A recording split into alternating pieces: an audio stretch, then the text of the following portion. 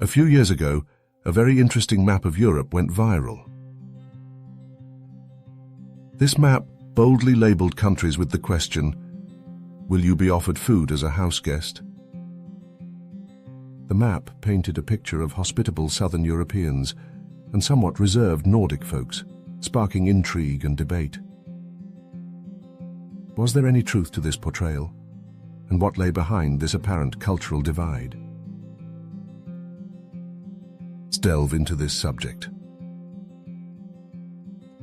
We will start with the countries marked as very unlikely to offer food to house guests. Norway, Sweden, Iceland, and Finland. In Scandinavian cultures, it's not uncommon for families to host guests without offering them a meal. This custom is often rooted in a sense of respect for the guest's autonomy and schedule, assuming they might have their own plans or dietary preferences.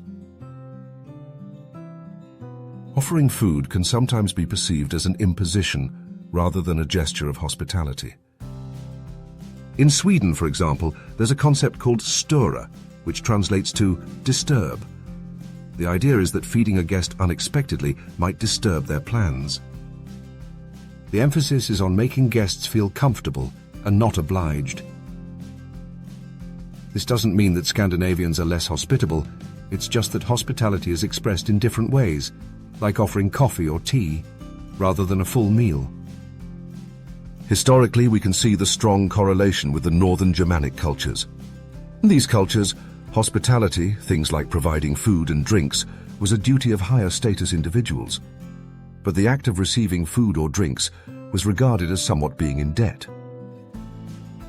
Hospitality brought honor to the giver, but it also brought a sense of shame to the recipient.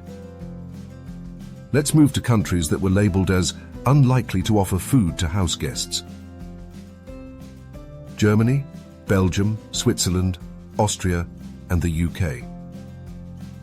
Each of these countries has its own cultural nuances. The general idea of not being too keen to offer food to house guests can often be traced back to similar roots of respecting personal space and autonomy. Germany and Austria. In these cultures, there's a strong emphasis on planning and organization. Unexpectedly offering a meal might disrupt the guest's own plans or dietary habits. Hospitality can be shown in other ways, such as offering drinks or engaging conversation. Switzerland. Similar to Germany, Swiss culture values precision and planning.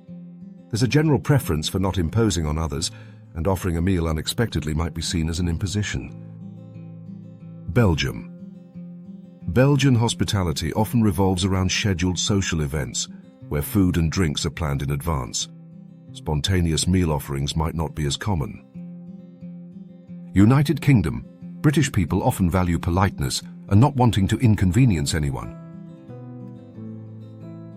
Offering a meal might be seen as putting pressure on the guest to accept or decline, which could be awkward.